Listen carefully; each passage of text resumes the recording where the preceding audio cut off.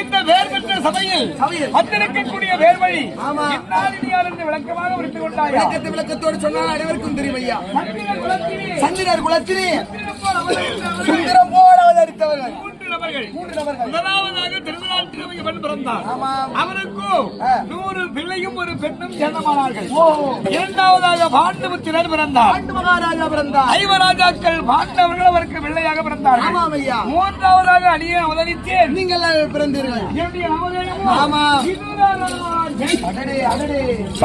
என்பது என்னுடைய நாமதேயம். ஆகட்டும் ஐயா. அப்படி இருந்தாலும் கரத்திலே பார்த்தனையா என்ன பிள்ளில் பெரியவனான்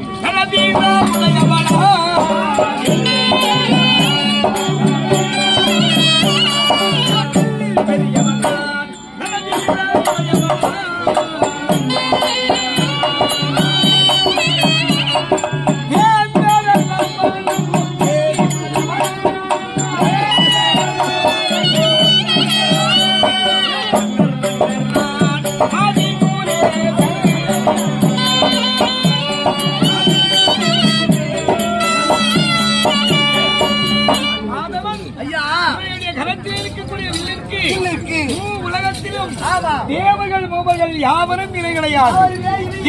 வில்லை கரத்திலே வைத்துக் கொண்டு வெற்றி உள்ளவனாக விவேகம் உள்ளவனாக யாரோ இருந்து கொண்டு வருகிறீர்கள். அப்படி இருந்தாலும் என்னுடைய குணம் எப்படி தெரியுமா? ஏற்பட்ட குணம் தர்ம குணம்